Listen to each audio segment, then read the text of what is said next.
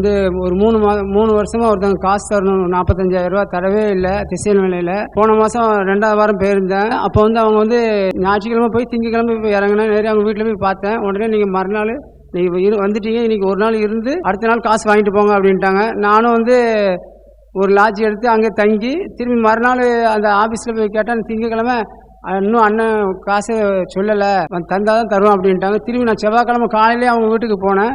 வீட்டில் போய்ட்டு நான் போகிறதுக்குள்ளே அவங்க அண்ணன் பொண்ணுக்கு வந்து வளகாப்புன்னு போயிட்டார். சாயங்காலம் வர நான் இருந்து பார்த்து மணி 3 ஆகிப்போச்சு. அவங்க வரவே இல்லை. இந்த அம்மாவும் அவங்க வீட்டுக்கு போனாங்க, இன்னும் ஒன்றுமே சொல்லலை. ஃபோன் போட்டாலும் எடுக்கவே மாட்டாங்கிறாங்க அப்படின்னாங்க. நான் உடனே ஜெபக்கோபுரத்துக்கு வந்து ஃபோன் பண்ணேன். என்னுடைய குறைய வந்து அந்த அம்மாட்ட சொல்லி எனக்காக ஜெபம் பண்ணுங்க அப்படின்னு சொன்னேன். அந்த அம்மா வந்து உனக்கு கொடுக்குற பணத்தை வந்து இந்த பிசாசு வந்து இது பண்ணியிருக்கான்னு சொல்லி அதை வந்து கட்டி செபிச்சாங்க. அந்த தடையை உடச்சி போட்டாங்க. 45,000 உடனே எனக்கு அந்த நாள்லேயே எனக்கு ஏசப்பா செவ்வாய்க்கிழமை கொடுத்தாங்க. கர்த்தருக்கு ஸ்தோத்திரம். கர்த்தருடைய நாமத்துக்கு ஸ்தோத்திரம். கடந்த ஜனவரி மாதம் எனக்கு வேலை இல்லை, வேலையை இழந்துட்டேன். அதிலிருந்து அந்த 12 மாதம் நான் நினச்சி கூட பார்க்க முடியாத அளவுக்கு அநேக கஷ்டங்கள், புறக்கணிப்பு, அவமானங்கள். வீட்டில் எல்லாம் செல்லமாக தான் வளர்ந்துருக்கேன். எல்லாரும் எனக்கு இருக்காங்க அப்படின்ற ஒரு குருட்டு நம்பிக்கை. பட் ரியாலிட்டியில் வந்து எனக்கு போன வருஷம் புரிஞ்சுது. ஒரே ஆறுதல், அம்மா வந்து அடிக்கடி ஸ்டீஃபன் ஐயா பிரேயர் நீ கேளு, உனக்குன்னே அவர் பேசுகிற மாதிரி இருக்குன்னு சொல்லுவாங்க. செப்டம்பர் மாதத்துலேருந்து ஐயாவோட ப்ரேயரை கேட்குறேன், மீட்டிங் அட்டன் பண்ணுறேன். டிசம்பர் மாதம் கிறிஸ்மஸ்க்கு முந்தின நாள் அன்னைக்கு ஐயாவை நேரில் பார்த்து அங்கிள்கிட்ட நான் ஒன்றுமே சொல்லலை, என் கண்ணை பார்த்து அவரே சொன்னார், வேதனைகளை அறிந்திருக்கிறேன்னு எனக்கு ஜெபிச்சாரு. 2 சாமுவேல் 7:16 நீ டெய்லி வச்சு ஜெபி அப்படின்னு சொன்னார். ஜெபிச்சேன். இந்த வாரம் எனக்கு வியாழக்கிழமை போன வருஷம் எப்போ போச்சோ அதே நாளில் கர்த்தர் எனக்கு ஒரு அப்பாயின்மெண்ட் ஆர்டர் கிருபை கொடுத்திருக்கிறார். அவருடைய நாமம் தான் மகிமைப்படுவதாக. ஸ்டீஃபன் அங்கிளுக்கு கோடி நன்றி.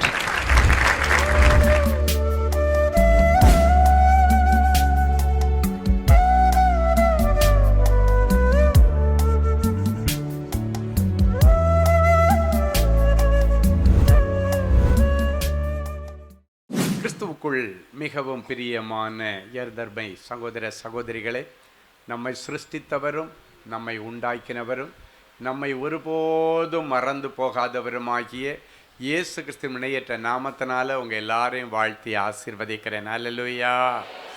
எல்லாரும் சந்தோஷமா இருக்கீங்களா? இந்த நாளிலும் ஆண்டவருடைய பாதப்படியில் அமர்ந்து, ஆண்டவரே என் பிள்ளைகளுக்கு என்ன மங்கள வார்த்தை சொல்ல விரும்புகிறேன்.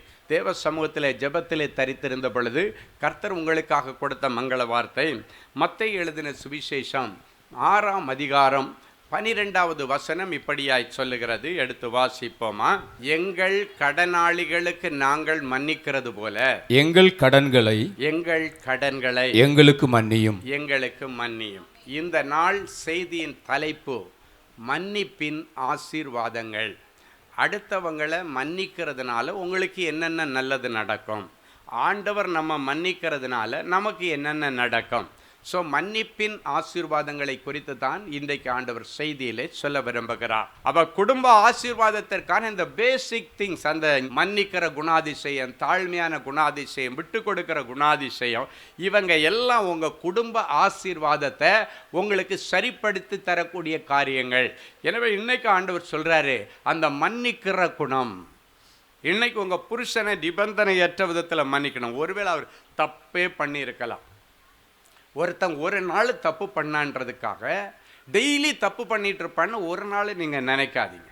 அதே போல் நிறைய மனைவிமார்கள் செய்கிற ஒரு தவறான காரியம், புருஷன் ஒரு நாள் குடிச்சிட்டு வந்திருப்பார், இல்லை ஒரு நாள் இல்லை டெய்லி குடிச்சிட்டு வர்றாருன்னே வச்சுங்க. இதுக்கு நீ 10 பேர்கிட்ட போய் சொன்னால் அதுக்கு தீர்வு வரவே வராது. நீங்கள் சொல்ல வேண்டியது ஆண்டவரிடத்தில் தான் சொல்லணும். இல்லைன்னா உங்களுக்கு ரொம்ப நெருக்கமான ஒரு ஊழியக்காரிடத்தில் சொல்லி ஜெப உதவி கேட்கலாம். இதை விட்டு 3வது ஆள் கூட வேலை செய்கிறவங்கள்ட்ட எல்லாம் போனால் நாளைக்கு உன் புருஷனை பார்த்தா உன் கூட வேலை செய்கிற அந்த பொம்பளைங்க எப்படி மதிக்கும், அந்த மனுஷன் எப்படி அவரை மதிப்பாங்க. நீயே உன்னுடைய குடும்ப ஆசீர்வாதத்தை தெருவில் போட்டு கூறு போட்டி கூவி வித்துட்டு இருக்கிற. அவர் செய்த தவறுகளை போய் ஊரெல்லாம் சொல்லிட்டு ஒரு நாளும் உங்கள் புருஷனை எந்த இடத்துல நீங்கள் விட்டு கொடுக்கக்கூடாது. அப்படியே அவங்க தெரிஞ்சு கேட்டால் கூட அதெல்லாம் ஒன்றும் இல்லை, என்னைக்கோ ஒரு நாள் ஃப்ரெண்ட்ஸு சேர்ந்தாங்கன்னா ஏதோ போயிட்டு வருவார், அது கூட இல்லை, இப்போ எல்லாம் இல்லைங்க அது அப்படின்னு சொல்லணும். அப்போ தான் உன் புருஷனுடைய மரியாதை சமுதாயத்திலே கூடும். நீங்கள் பார்க்குறவங்களெல்லாம் பார்த்து சர்ச்சில் எக்கா உனக்கு ஒரு விஷயம் தெரியுமா, ஊரில் ஒரு அக்காட்ட சொன்னால் போதும், ஒரு அக்காட்ட சொன்னீங்கன்னா ஊரில் உள்ள எல்லா அக்காளுடைய காதில் போய் சொன்ன மாதிரி தான், அதுதான் அக்கா. எக்கா விஷயம் தெரியுமா, அந்த அக்கா ஒரு 10 பேர்கிட்ட சொல்லுவாங்க, அந்த அக்கா கூட ஒரு 100 பேர்கிட்ட சொல்லுவாங்க. மானம் எல்லாம் கப்பல் ஏறி போவோம். நாளைக்கு உன் குடும்பம் உன் பிள்ளைகளை பார்த்து எவன் மதிப்பான்? நாளைக்கு உன் பிள்ளைக்கு ஒரு கல்யாண வரனுக்காக வேண்டி பக்கத்து வீட்டில் போய் விசாரித்தா அவள் குடிகாரம் பெத்த பிள்ளைன்னு சொல்லுவாங்க. காரணம் எங்கேருந்து வேட்டு வச்சது, அவளை நீங்கள் குறை சொல்வீங்க. இல்லைங்க, நீங்கள் தாங்க குடிகாரன் குடிகாரன் குடிகாரன்னு ஊரெல்லாம் சொல்லி வச்சிங்க. வீட்டுக்குள்ளே இருந்த விஷயம் வெளியே போனதுனால சில இடங்களில் உங்கள் பிள்ளைகளுக்கு வர வேண்டிய நல்ல வரன்கள் கூட தடைபட்டிருக்கிறதுக்கு இதற்கு காரணம் அடுத்த வீட்டார் அல்ல, நம்முடைய வீட்டார். இன்னைக்கு இந்த காரியங்கள் எல்லாம் தெரியாமல் நீங்கள் சர்வசாதாரணமாக செய்கிற சில காரியங்களின் நிமித்தம் நம்முடைய பிள்ளைகளுடைய வாழ்க்கை கூட தடுமாறுகிறது. அப்போ என்ன பிரதர் செய்கிறது? இப்படிப்பட்ட குடிகார புருஷனை வச்சுட்டு அவர் நீங்கள் என்ன பண்ணணும், எதை பற்றியும் கவலைப்படாமல் எல்லாவற்றையும் குறித்து ஸ்தோத்திரத்தோடு கூடிய ஜெபத்தினாலும் வேண்டுதலினாலும் ஆண்டவருக்கு தெரியப்படுத்தணும். ஏன்னா அவராக பார்த்து தான் ஒரு மனுஷனை மாற்ற முடியும், அவராக பார்த்து தான் ஒரு மனுஷனை திருத்த முடியும். அப்போ நம்ம அந்த ஆண்டவருடைய கரத்தில் இந்த காரியத்தை ஒப்படைச்சேன்னா ஆண்டவர் சரியான நேரம் பார்த்து கரெக்டாக பிடிச்சி இழுத்துருவார், ஒரு ஜங்ஷனில் கொண்டு வருவார். அதுக்கப்புறம் அவன் அந்த குடியை பற்றி நினைக்காத அளவுக்கு ஒரு அற்புதத்தை செய்வார். அப்போ என் புருஷன் குடிகார புருஷன் சொல்கிறதுக்கு பதிலாக இல்லாததை இருக்கிறது போல் அழைச்சி ஸ்தோத்திரம். குடிகார புருஷனை வச்சுட்டு ஆண்டவரே எனக்கு நல்ல புருஷனை கொடுத்ததுக்காக ஸ்தோத்திரன்னு சொல்லி பாருங்க, உண்மையிலே அவர் நல்ல புருஷனாக மாறிடுவார். அல்லேலூயா. இன்னொரு சாரார் இருக்காங்க, அவரே குடும்ப ஜெபத்துக்கு என்னையோ ஒரு நாள் தான் நிற்பாங்க. இதுக்கு மேலே நீ குடும்ப ஜெபத்தில் உட்காருவியான்னு கேட்குற அளவுக்கு ஒரு ஜெபம் போகும் பாருங்க. அவரை உட்கார வச்சுட்டு ஆண்டவரே இந்த குடிகார புருஷனை சந்திங்க, இவங்க குடும்பத்தை சந்திங்க, இவனை குடிக்கு இழுத்துட்டு போகிறவன் விளங்காமல் போன ஆண்டவரே, அப்படி இப்படி அடுத்த வாட்டி அவர் ஜெபத்துக்கு உட்காருவாருன்னு நினைக்கிறீங்க? அப்போ குடும்ப ஆசீர்வாதம் எங்கே இடிக்கப்படுகிறது? அதான் சொல்கிறேன், இது குடும்ப ஜெபத்தில் அவரை உட்கார வச்சுட்டு விசுவாசத்தில் ஆண்டவரே எனக்கு நல்ல புருஷனை கொடுத்தீங்க, என்ன ஒன்று கொஞ்சம் குடிக்கிறாரு ஆனாலும் நல்ல புருஷன்தான், இதை கூட நீங்கள் மாற்ற முடியும் ஆண்டவரேன்னா அவர் கண்ணிலேருந்து கண்ணீர் வரும். என்னை பார்த்து நல்ல புருஷன்னு சொல்லி ஆண்டவர்கிட்ட என் மனைவி ரெக்கமெண்ட் பண்ணி ஜெபம் பண்ணுறாங்க, என் புருஷன் நல்ல புருஷனை கொடுத்ததுக்காக ஸ்தோத்திரம், நல்ல மனைவியை கொடுத்ததுக்காக ஸ்தோத்திரம். அதே போல் சில மனைவிமார்கள் வாயாடுறதை பார்த்து நிறைய புருஷன்மார்கள் ஊரெல்லாம் போய் அவர் வாயாடி அவங்க கூட மனுஷன் வாழ முடியுமான்னு சொல்லிட்டு இருப்பான். அப்போ நாளைக்கு அவளை பார்க்குறவங்களே அவளை தப்பான கோணத்தில் பார்ப்பாங்க. ஏன் தெரியுமா? அவங்க 2 பேருக்குள்ள பிரச்சனை. இப்போ ஊருக்கு 2 பட்டா கூத்தாடிக்கு கொண்டாட்டம். கூத்தாடியை உள்ளே கொண்டு வர்றவனே குடும்பத்தில் உள்ளவன் தான். ஊரை 2 படுறதுக்கு காரணம் என்ன? குடும்பத்தில் உள்ளவன். இவன் போய் சொல்லுவான் அவரும் வாயாடி அவ கூட மனுஷன் வாழ முடியுமா? இதில் வேறு பைபிளில் உள்ள வசனத்தை எடுத்து எல்லாம் பேசுவானு. என்ன பேசுவான்? சண்டைக்காரியோட வீட்டுக்குள்ளே கிடக்கிறத விட வனாந்திரத்தை இவ கூட குடியிருப்பாளா? அது என்ன சூழ்நிலையில் சொல்லப்பட்ட வசனன்னே இவனுங்களுக்கு தெரியாது. இவனுங்களுக்கு சாதகமான 2 வசனத்தை எடுத்து வச்சுட்டு வாயாடியோட குடும்பத்தில் குடியிருக்கிறத விட நான் வனாந்தரத்தில் குடியிருப்பேன், மொட்டை மாடியில் போய் குடியிருப்பேன், இப்படியெல்லாம் பேசி ஆண்டோடைய வசனத்தினுடைய மகிமையை கூட நீங்கள் கொச்சப்படுத்திட்டு இருக்கிறீங்க. இன்னைக்கு அதுக்கு முடிவு. இன்னைக்கு பிறகு போன உடனே மனைவிக்கு கையை பிடிச்சி நீங்கள் ஜெபம் பண்ணான், அம்மா அவள் ஏதாவது கோவப்பட விட்டுருமா. நல்ல குடும்பத்துக்கு அடையாளம் என்ன தெரியுமா? விட்டு கொடுக்குற தன்மை. எந்த குடும்பத்தில் பிரச்சனை இல்லை? எல்லார் குடும்பத்திலையும் இருக்கும். ஊர் உலகத்தில் எல்லாம் வீட்டுக்கு வீடு வாசப்படின மாதிரி நீங்கள் நினைப்பீங்க பிரதர் வீட்டில் சண்டையே இருக்கும், அது போல் இருக்குது. பிரதர் பேசுகிறத பார்த்தா ஆஹா ஜாலியாக பிரதர் பஞ்சுமத்தையில் தான் எல்லார் வீட்டிலையும் இருக்குங்க. ஆனால் எந்த ஊழியக்காரனாக இருந்தாலும் சரி, இன்னும் சொல்ல போனால் ஊழியக்காரன் வீட்டில் தான் பிசாசு நிறைய வேலை செய்வான். ஆனால் எனக்கு ஆண்டவர் கற்றுக் கொடுத்துருக்காரு, ஏதாவது அந்த ரொம்ப நல்ல மனைவி, நல்ல ஆவிக்குரிய மனைவி, நல்ல ஊழியம் செய்கிறவங்க, என்னால் சறுக்குன்னு சில நேரம் கோபம் வந்துடும். ஆமேன். ஆனால் அந்த கோபத்தில் நமக்கும் கோபம் வந்துன்னா கதை முடிஞ்சு போய் சோழி முடிஞ்சு, அவ்வளோதான். அன்னைக்கோட அது அன்னைக்கு வீட்டில் உள்ள சந்தோஷம் சாப்பாடு எல்லாம் போயிடும். எங்கள் வீட்டில் அதிகமாக எதுக்கு சண்டை வரேன்னா, டைமுக்கு நான் சாப்பிடலன்னா சண்டை வரும், டைமுக்கு வீட்டுக்கு போகலன்னா சண்டை வரும். நல்லா கவனிங்க. அதுக்கெல்லாம் வழி தேடணும். வழி தேடிட்டா சண்டை ஸ்டாப் ஆகிடும். என் மனைவிக்கு நான் ஊரில் இருக்கும்போது, சென்னையில் இருக்கும்போது கரெக்டாக நைட்டு 10 மணிக்குள்ளே வரணும். எனக்கு என்னென்னா டெய்லி 12 மணி நேரம் ஆண்டவருக்காக உழைக்கணுன்றது என்னுடைய மனசில் ஆசை. என் ஆண்டவருக்காக வேண்டி 12 hours ஓடணும். 10 மணிக்கு ஆஃபீஸ் போனேன்னா நைட்டு 10 மணிக்கு தான் அங்கேருந்து வருவேன். ஆனால் என் மனைவிக்கு 10 மணிக்குள்ளே நான் இங்கே இருக்கணும், வீட்டுக்குள்ளே இருக்கணும். சரி பரவாயில்ல, கொஞ்சம் அட்ஜஸ்ட் பண்ணி சீக்கிரமாக போய் சீக்கிரம் வரலாம் தான். ஆனால் சில நேரங்களில் ஒரு சூழ்நிலை வரும். என்னென்னா 8:30 மணிக்கு ஒரு அப்பாயின்மெண்ட் உட்காந்துருப்பாங்க. அவன் பார்த்திக்கான் கணவன் மனைவி பிரச்சனையாக இருக்கேன், டைவர்ஸ் ஆகிற நிலைமையில் இருப்பாங்க. யாரோ ஒருத்தர் சொல்லி ஐயாட்ட போய் கவுன்சிலிங்க்கு அனுப்பியிருப்பாங்க. 8:30 மணிக்கு ஆரம்பிக்கிற கவுன்சிலிங் 8:30 ஆகும், 9:30 ஆகும், 10 மணி ஆகும், பக்குன்னு. இப்போ இவங்களை சேர்த்து வைக்க போய் நான் ப்ராக்டிக்கலாக இருக்கிறத நான் சொல்கிறேன். அதெல்லாம் எப்படி நான் சமாளிக்கிறேன், எப்படி நம்ம சமாளிக்கணும், நீங்கள் சமாளிக்கணும், அதுக்கு தான் இந்த காரியத்தை சொல்கிறேன். அப்போ பாருங்கள், இப்போ 9:30 9:45 ஆனோடனே என் அறையில் என் பக்கத்தில் 2 ஃபோன் இருக்கும். ஒன்று உள்ளவங்க இன்டர்காமில் என்கிட்ட ஏதாவது கன்வேட் பண்ணேன்னா, எல்லா டிபார்ட்மெண்ட்டில் உள்ளவங்க எனக்கு பேசுனேன்னா ஒரு ஃபோன் இருக்கும். இது பொதுவான ஃபோன், அதுக்கு இன்டர்காம் ஃபோனுன்னு சொல்லுவோம். அதுக்கு பக்கத்தில் ஒரு ஃபோன் இருக்கும்.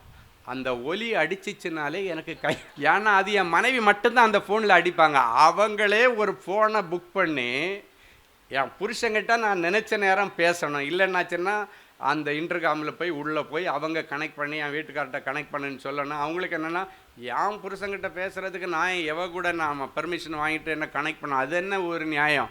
அது நியாயம் இல்லை தான். அதுக்காக வேண்டி அவங்களே ஒரு ஃபோனை புக் பண்ணி அழகாக டேபிள் பக்கத்தில் வச்சுருக்காங்க. அந்த ஃபோன் பெல் அலாரம் அடித்தாச்சுன்னா நான் அலர்ட் ஆகிடணும். அல்லேலூயா. ஏன்னா எடுத்தோடனே ஸ்ட்ரைட்டாக சொல்லுமாக்கா, இல்லைன்னா நான் செல்லம்மா ஜிஞ்சின்னு கூப்பிடுவேன். ஜோஸ்பின் அவள் பேர். சொல்லு ஜிஞ்சி அப்படின்னு சொல்லுவேன்.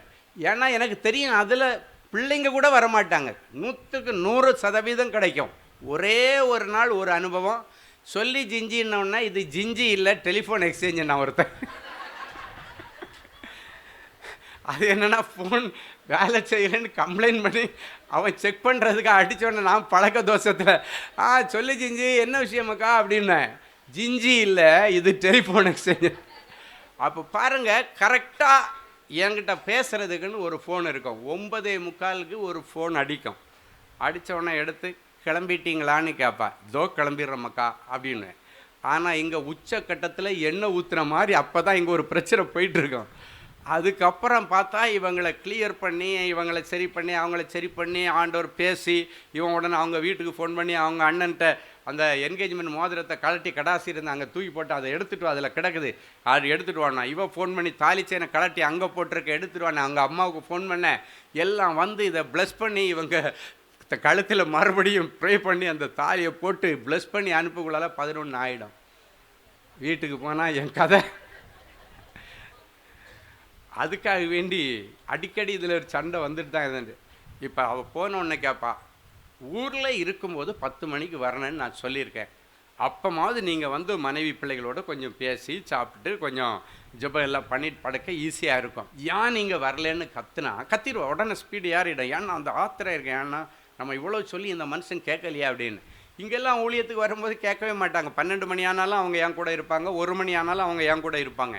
அதெல்லாம் ஒன்றும் பிரச்சனை. ஆஃபீஸில் இருக்கும்போது தான் இந்த பிரச்சனை. இப்போ நான் அவள்கிட்ட போயிட்டு, என்ன அறிவு கெட்டவளா பேசுகிற நீ, உனக்கு அறிவு இருக்கா, நான் என்ன தண்ணி அடிச்சுட்டு எவன் கூட சுற்றினேனா, இல்லைன்னா வேறு எவ்வளோ கூட்டுட்டு ஊர் சுற்றினேனா, எங்கேயாவது போனேன்னா, நான் ஊழியம் செய்துட்ருக்கிறேன், அங்கே இருக்கிறேன்னு உனக்கு நல்லா தெரியும், நான் வேறு எங்கேயும் போகலைன்னு தெரியும், ஒரு குடும்பத்தை சேர்த்து வைக்கலான்னு நினச்சி இவ்வளோ பிரயாசப்பட்டு வந்தேன், அதெல்லாம் உனக்கு புரிஞ்சிக்க முடியலைன்னா நீ எல்லாம் ஒரு மனுஷியான்னு கேட்டால் நான் தான் மனுஷன் இல்லை. நான் கேட்கக்கூடாது. ஏன்னா அவளுக்குரிய நேரத்தை நான் எடுக்கணுன்னா அதை கனம் பண்ணணும். ரொம்ப நாள் அடிக்கடி இந்த பிரச்சனை வரும். அப்புறம் சமாளித்து எடுத்து தட்டி கொடுத்து எடுத்து லெவல் பண்ணி அப்படி போகிறதுக்குள்ளால கொஞ்சம் சேலஞ்ச் இருக்குது. எல்லோரும் வீட்டில் இருக்கிறதா, இது ஒன்றும் பெரிய எங்கள் வீட்டில் தான் இருக்கிறேன்னு இல்லை, உங்கள் வீட்டில் இல்லை, சமாளிச்சிருவேன். ஆனால் ஆண்டவர் சொன்ன மாதிரி எப்படியாவது கூல் பண்ணிடுவேன். கூல் பண்ணிட்டு தான் கைப்பிடிச்சி ஜெபம் பண்ணோம், அதுக்கப்புறம் சாப்பிட போவோம். ஆனால் இது பெரிய போராட்டம். ஒரு நாள் ஆண்டவர்கிட்ட கேட்டேன், ஆண்டவரே இதுக்கு ஏதாவது ஒரு வழி எனக்கு சொல்லித்தான். குடும்ப ஆசீர்வாதம் அதை பற்றி ஆண்டவர் பேசிகிட்டு இருக்கார்.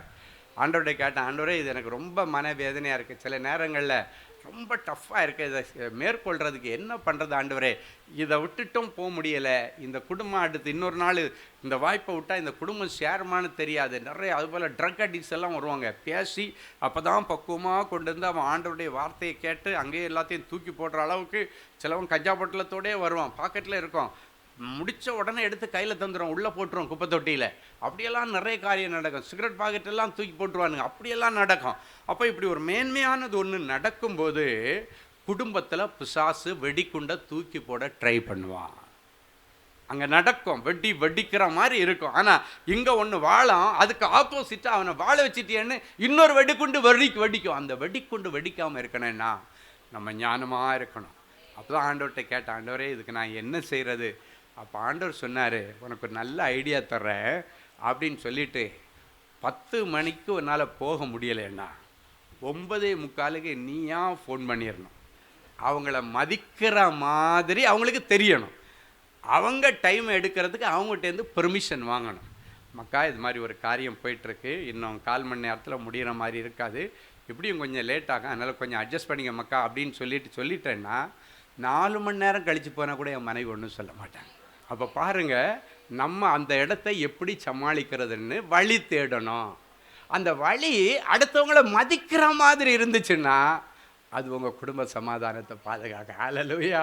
ஸோ இன்னைக்கு ஆண்டவர் சொல்கிறாரு, இந்த மன்னிக்கிற குணாதிசயம், மனைவியை மன்னிக்கணும், புருஷனை மன்னிக்கணும், பிள்ளைகளை மன்னிக்கணும். பிள்ளைங்க ஒரு காலத்தில் ஒரு தப்பு பண்ணியிருப்பாங்க, சில அப்பா அம்மாரு கடைசி வரைக்கும் அந்த பிள்ளைகளை வச்சு செய்வாங்க. ஏதோ ஒரு நாள் ஒரு தப்பு பண்ணிட்டான், இப்போ பாருங்கள் அவள் தப்பு பண்ணாமல் ஏதோ ஒரு டிராஃபிக் ஜாமில் லேட்டாக வந்தால் கூட எனக்கு தெரியண்டி, நீ அவங்க கூட தான் போயிட்டு எங்கேயோ ஊர் சுற்றிட்டு சினிமா பார்த்துட்டு இல்லை நான் பார்க்குக்கு போயிட்டு வர்ற கூட அப்பா சொல்கிறார். அவளுக்கு அவ்வளோ வேதனையாக இருக்கும். நான் தான் விட்டுட்டேன் ஆண்டவரே, எங்கள் அப்பாவே என்னை நம்ப மாட்டேன்றார.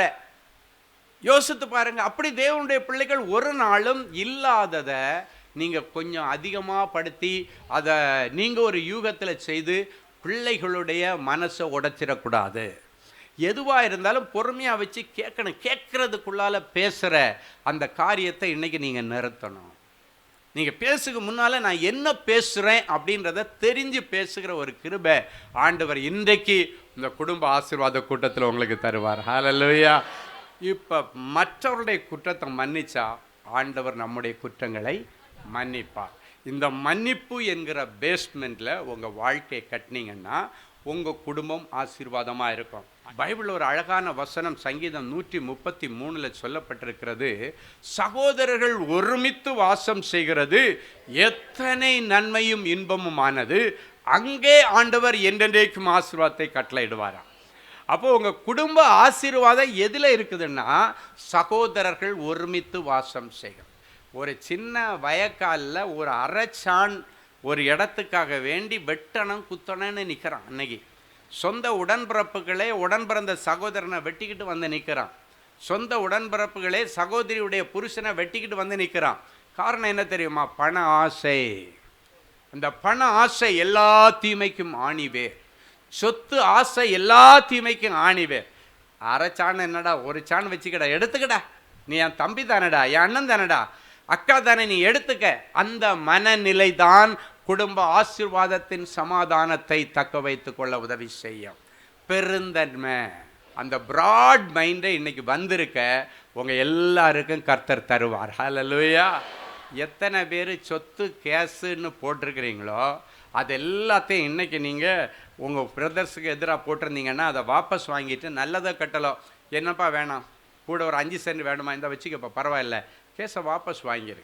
இன்றைக்கி கர்த்தர் தீர்க்க தரிசனமாக சொல்லுகிறார், உங்கள் குடும்பங்களிலே ஓடிக்கொண்டிருக்கிற சொத்து தகராறுகள் முடிவுக்கு வரும். குடும்பத்தில் இருக்கிற சொத்து வழக்குகளை ஆண்டவர் முடிவுக்கு கொண்டு வருவார். சமாதான சூழ்நிலை குடும்பத்தில் வரும். கணவன் மனைவியுடைய சமாதானத்தை கெடுக்கிற, உடன்பிறப்புகளுக்கு இடையில் உள்ள இருக்கிற சமாதானத்தை கெடுக்கிற எல்லா பொல்லாத அந்தகார கிரியைகளை ஆண்டவர் அப்புறப்படுத்தி உங்களுக்கு தெய்வீக சமாதானத்தை கொடுப்பார். ஹல்லேலூயா. அப்போ நம்ம எல்லாம் என்ன பண்ணணும்னா விட்டு கொடுக்க பழகி கொள்ளணும். சில இடங்களில் பார்த்தீங்கன்னா ஒரு குடும்பத்தில் அண்ணன் தம்பிங்களை ஒரு சிலர் ரட்சிக்கப்பட்டிருப்பாங்க, ஒரு சிலர் ரட்சிக்கப்படாமல் இருப்பாங்க. ரட்சிக்கப்பட்டவன் தான் தெருவில் நின்று கெட்ட வார்த்தை பேசுவான். அப்போ ரட்சிக்கப்படாத சகோதரர் என்ன நினைப்பான், நீ பைபிள் தூக்கி என்னையா பிரயோஜனம், உங்கள் இயேசுநாதர் இப்படியா தெருவில் நின்று கெட்ட வார்த்தை பேச சொல்லி கொடுத்தாரு, உனக்கு நானே பரவாயில்லடா, நான் இந்த மதத்திலே இருக்கிறேன், இந்த சாமியை கும்பிடுறேன். அப்போ பாருங்கள், சில நேரங்களில் நம்முடைய தகாத வார்த்தைகள் நம்முடைய உடன்பிறப்போடைய ரட்சிப்பையே கெடுத்து போடுது. ஒரு நாளும் தகாதது ஒன்றையும் பேசாதபடி ஜாக்கிரதையாயிருங்க. குடும்ப ஆசீர்வாத கூட்டத்தில் வந்திருக்கிறீங்க, ஆசீர்வாதமானதை நாக்கிலிருந்து வெளியே விடுங்க. வேற எந்த அசுத்தமான வார்த்தைகள் வரவே கூட வந்தன்னா குடும்ப ஆசீர்வாதம் வந்து போச்சுன்னு அர்த்தம். சிலர் சொல்லுவாங்க, அவனுக்கு சனியனே நாக்கில் இருக்குன்னு. நாக்கு யாருக்குள்ளே இருக்குது? இவங்க வீட்டில் இருக்குது. இவன் எங்கே இருக்கிறான்? வீட்டுக்குள்ளே இருக்கான். அப்போ வீட்டு ஆசீர்வாதத்தில் சனியை வந்துட்டுன்னு அர்த்தம். நான் சொல்கிறது கரெக்டாக இல்லையா? அப்போ நம்ம என்ன பண்ணணும்? ஆண்டவரை துதிக்கிற நாவினாலே யாரையும் சபிக்கக்கூடாது. ஆண்டவரை துதிக்கிற நாவினால கெட்ட வார்த்தை தயவு செய்து பேசாதீங்க. கடந்த நாட்களில் ஒரு தாயார் வந்து ரொம்ப அழுதாங்க. என்னென்னா, என் புருஷன் கெட்ட வார்த்தை பேசி நான் கேட்டதே இல்லை, நான் பிறந்த குடும்பத்தில் என் உடம்பிறப்புகள் கெட்ட வார்த்தை பேசி நான் பார்த்ததே இல்லை, என் பையன் கெட்ட வார்த்தை பேசி பார்த்ததில்லை, ஆனால் என் வாலிப பொண்ணு வாய் திறந்தா பச்சை பச்சை கெட்ட வார்த்தை பேசுகிறா. என்னுடைய இருதயமெல்லாம் நொறுங்கி போகுது. கௌரவமான குடும்பத்தில் பிறந்தேன், கௌரவமான குடும்பத்தில் வாழ வந்தேன். ஆனால் இங்கே வாழ வந்த இடத்துல என் பிள்ளை மகள் மூலமாக இப்படிப்பட்ட வார்த்தைகளை கேட்டு நான் நொறுங்கி போயிட்டேன். அவளுடைய அண்ணன் நொறுங்கி போயிட்டார், அவங்க அப்பா நொறுங்கி போயிட்டாரு. இவளுக்காக நாங்கள் எல்லாரும் நொறுங்கி போயிட்டோம். கண்ணீரோடு அந்த முழு குடும்பம் உபவாசத்தோடு வந்தாங்க. அன்னைக்கு வராதது அவங்க மக மட்டும்தான். ஆண்டவர்கிட்ட சொன்ன, ஆண்டவரே, நல்ல குடும்பத்தில் பிறந்த பிள்ளை, இந்த பிள்ளை எங்கேருந்து இந்த பழக்கம் எல்லாம், இந்த வார்த்தைகள் எல்லாம் வந்துச்சு? சொன்னாங்க, 2 வருஷம்தான் என் பிள்ளைய ஹாஸ்டலில் விட்டேன். வீட்டில் இருக்கிறது வரைக்கும் அவங்க அப்பா வந்து ராஜ மரியாதையில் காரில் கூப்பிட்டு போயிட்டு காரில் கூப்பிட்டு வருவார். அவங்க அண்ணன் காரில் கூப்பிட்டு போயிட்டு கூப்பிட்டுட்டு வருவார். கடைசியாக இப்போ 2 வருஷம் அவளை ஹாஸ்டலில் விட்டேன். அந்த 2 வருஷத்தில் எதெல்லாம் தேவையில்லையோ அதைத்தனையும் அவள் பழகிட்டு வந்திருக்கிறா. எங்களால் அவள்கிட்ட பேச முடியவில்லை, இல்லை எதிர்த்து நிற்க முடியலை. வீட்டை விட்டு நான் போயிடுவேன், வரமாட்டேன், நிற்க மாட்டேன், என்னை கண்ட்ரோல் பண்ணாதீங்க, எனக்கு 18+ ஆகிடுச்சு, நான் 18 வயசுக்கு மேலே, எனக்கு எதை செய்கிறதுக்கு எனக்கு அதிகாரம் இருக்குது, ஆச்சு போச்சுன்னு. ஐயோ, அவள் பேச ஆரம்பித்தாள்னா வாயை எல்லாரும் மூடிடுவாங்க. ஆனால் ஒரு நாள் நியாயம் கேட்ட அந்த தாயும் தகப்பனும் அண்ணனும் தேவனின் அன்பு ஜெப மையத்துக்குள்ளால் வந்தாங்க. என் பிள்ளைகளுடைய கதறலை நீ கேட்கிறவன். என் பிள்ளைங்க பொண்ணோ பணமோ காசோ கேட்கல, மகளுடைய நாவை புதிதாக்கும்படி கேட்குறாங்க.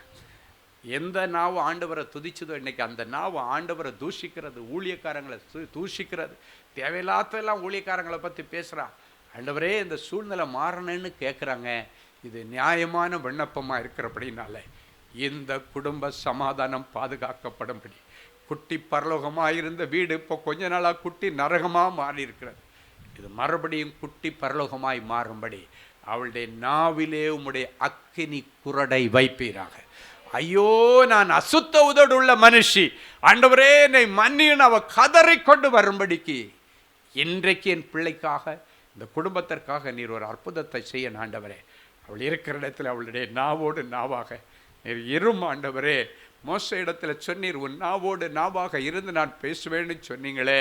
இந்த மகளிடத்தில் நாவோடு நாவாக இருந்து நீர் பேசும். அவருடைய அக்கிரம சிந்தையும் அக்கிரம யோசனைகளும் அக்கிரம வார்த்தைகளும் தூஷண வார்த்தைகளும் அவரிடத்திலிருந்து எடுக்கப்படுவதாக ஒரு கண்ணீரோடு ஒரு ஜெபம் பண்ண ஆண்டவர் சொன்னார், உன் விண்ணப்பம் அங்கீகரிக்கப்பட்டது, நீ போகலான்னார். ஹல்லேலூயா. என் அன்பு தேவனுடைய பிள்ளை, அடுத்த முறை அவள் லீவுக்கு வரும்பொழுது பார்த்தா ஒரு தெய்வீக அமைதி. ஹல்லேலூயா. அப்படியே தலைகீழாக மாறிடுச்சு. ஆமென். அப்போ தான் அவங்க கேட்டாங்க, போன லீவுக்கெல்லாம் வரும்போது ரொம்ப இது பண்ணி அப்படின்னு கேட்டு, எப்படி உனக்கு இந்த மாற்றம் வந்துச்சுன்னா, ஒரு நாள் அவள் சொல்கிறாளாம், நான் ஒரு நாள் நைட்டு டிவியை போட்டு பார்த்தேன், யூடியூப்பில் அன்பரின் குரல்னு ஒரு நிகழ்ச்சி வந்தது. அந்த ஐயா ஒரு வார்த்தை சொன்னார். என்ன சொல்கிறாங்க? ஐயா ஒரு வார்த்தை சொன்னார், உன் வாழ்நாட்களில் உனக்கு நன்மை உண்டாகவும் உன் ஆயுசு நாட்கள் நீடித்திருப்பதற்கும் உன் தாயின் தந்தையை கனம் பண்ணி இதுவே உனக்கு கொடுக்கிற முக்கியமான ஆலோசனைன்னு சொன்னார். அப்படி இல்லாததுனால ஓப்பினி பிரகாஷ் 2 வாலிப பிள்ளைகள் அவங்க ஒரே நாளில் மரித்து போனதை பற்றி ஐயா பேசினாங்க. எனக்குள்ளார ஒரு தெய்வீக பயம். அவங்க சொல்கிறாங்க, எனக்குள்ள ஒரு தெய்வீக பயம். அன்னைக்கோட நான் முடிவெடுத்தேன், இப்படிப்பட்ட வார்த்தைகள் பேசக்கூடாது, அம்மா அப்பாவுக்கு கீழ்ப்படிஞ்சிருக்கணும்னு. பாருங்க, என் மூலமாக இவங்களுக்கு ஒரு நல்ல ஆசீர்வாதமான வார்த்தை. என் மூலமாக அதுவும் என்னைக்கோ பேசின ஒரு டிவி ப்ரோக்ராம் அன்னைக்கு அவள் கண்களில் பட்டிருக்கு. யூடியூப்பில் என்னைக்கோ பேசின ஒரு ப்ரோக்ராம், அது அன்னைக்கு வந்தது கிடையாது. ஆனால் சில நேரங்களில் ஜெபத்தை கேட்டு ஆண்டவர் அப்படியாய் கிருபை செய்வார். அதுக்கு அடுத்த முறை அவங்க வந்தாங்க. எப்போ வந்தாங்க, எப்படி எதுக்காக வந்தாங்க தெரியுமா? அவளுக்கு நல்ல ஒரு கல்யாணத்துக்கு மாப்பிள்ளை பார்த்து காடெல்லாம் கொண்டு வரும் பொழுது அவளிடத்தில் இருந்த முகத்தில் இருந்த தாழ்மை, அவளிடத்தில் இருந்த அந்த வார்த்தைகள் எல்லாம் பார்க்கும்போது இவங்க எல்லாம் சொன்னது பொய்ன்னு நினைக்கக்கூடிய அளவுக்கு அவளுடைய வாயிலிருந்து வருகிற கனிவான வார்த்தைகள், ஆவிக்குரிய எதிர்பார்ப்புகள்கிட்ட கேட்டவன் புருஷன் எப்படி இருக்கணும்னு எதிர்பார்க்குற மகளேன். அவள் சொன்னது பார்த்தீங்கன்னா அவ்வளவு கனிவா தன்னுடைய புருஷனுடைய ஆவிக்குரிய அனுபவங்களை பற்றி தான் அவள் பேசிகிட்டு இருந்தா. இன்னைக்கு உங்கள் குடும்பத்தில் அப்படி ஒரு மாற்றத்தை கர்த்தர் தருவார். ஹல்லேலூயா. என் அன்பு தேவனுடைய பிள்ளைகளே, நல்ல தேவ செய்தியை கேட்டீர்கள், அருமையான சாட்சிகளையும் பார்த்தீர்கள். எல்லாருடைய இருதயத்தில் ஒரு கேள்வி, எனக்கு என்னைக்கு பிரதர் இப்படி ஒரு அற்புதம் நடக்கும்?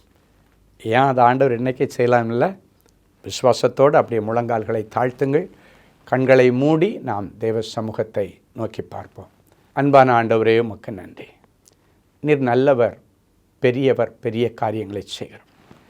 ஒரு சின்ன காரியம் கூட என்னுடைய வாழ்க்கையில் நடக்கலேன்னு அழுது கொண்டிருக்கிற பிள்ளைகளுக்கு பெரிய காரியங்களை செய்ய ஆண்டவர் இன்றைக்கு இந்த நிமிஷத்தில் என் பிள்ளைகளுடைய இருதயமாகிய சிங்காசனத்தில் எழுந்தருள்வீராக.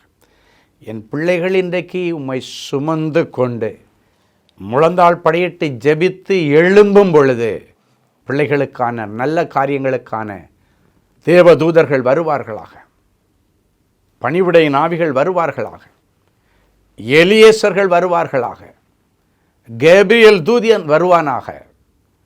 நற்செய்திகள் வரட்டும். இன்றைக்கு இந்த ஜெபம் முடித்து அவர்கள் எழும்பி கண்களை ஏறெடுத்து பார்க்கும் பொழுது, அவங்க மெயிலை ஓப்பன் பண்ணி பார்க்கும் பொழுது, மொபைலை ஓப்பன் பண்ணி பார்க்கும் பொழுது, நீண்ட நாட்கள் இவர்கள் எதிர்பார்த்து கொண்டிருந்த நற்செய்திகளின் பிள்ளைகளுக்கு வரட்டும் சாமி. நீங்கள் எதிர்பார்த்து கொண்டிருக்கிற நல்ல காரியங்களை உங்களுக்கு கொடுக்க உங்கள் மேல் நினைவாய் வந்திருக்கிறேன். அவைகள் தீமைக்கு ஏதுவாய் அல்ல, நன்மைக்கு ஏதுவாகவே நடக்கும். நன்மைக்கு ஏதுவான நற்செய்திகளும் வரும் என்று கர்த்தர் சொல்லி பிள்ளைகளை ஆசீர்வதிக்கிறதற்கு ஸ்தோத்திரம். எனக்கு எப்பொழுது மாறுதல் உண்டாகும் என்று யோபு காத்து கொண்டிருந்தது போல உபத்திரவத்தின் முடிவு நாளுக்காக காத்து கொண்டிருக்கிற என் பிள்ளைகளுக்கு இனியும் கால தாமதம் இல்லாமல் என் பிள்ளைகளுடைய உபத்திரவங்களுக்கு முடிவை கொண்டு வாரும். உபத்திரவத்தின் முடிவு வரும் பொழுது யோபுவுக்கு இரட்டிப்பான நன்மையை கொடுத்த ஆண்டவர் என் பிள்ளைகளுக்கும் இரட்டிப்பான நன்மைகளை கொடுத்து இவர்களை கனம் பண்ணுவீராக.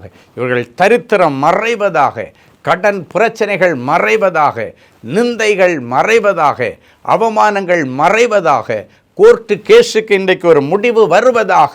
நீண்ட நாட்களாய் இருதயத்தில் ஏங்கி கொண்டிருக்கிற என் பிள்ளைகளுடைய உணர்வுகளையும் அவருடைய மன விருப்பங்களையும் நீர் அறிந்திருக்கிறீர்.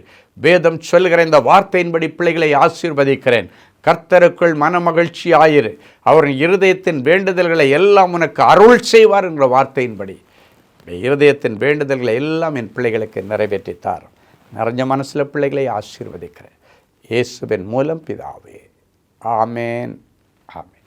ஜெனசிஸ் கிரியேஷன்ஸ் மீடியா அகாடமியில் 3 மாதங்களில் தொழிற்கல்வி சான்றிதழோடு video editing, videography, photography, drone piloting, studio recording, Photoshop, live streaming, live video mixing and live sound mixing ஆகிய தொழிற்கல்விகள் பயிற்றுவிக்கப்படுகிறது. புது தொழில் நுணுக்கங்களுடன் குறைவான கட்டணத்தில் நிறைவான தொழிற்கல்வி பெற்றுக்கொள்ள உங்கள் எதிர்கால கனவை நினைவாக்க எங்களது ஜெனசிஸ் கிரியேஷன்ஸை இன்றே தொடர்பு கொள்ளுங்கள். மேலும் விவரங்களுக்கு 7824850999 என்ற எண்ணை தொடர்பு கொள்ளுங்கள்.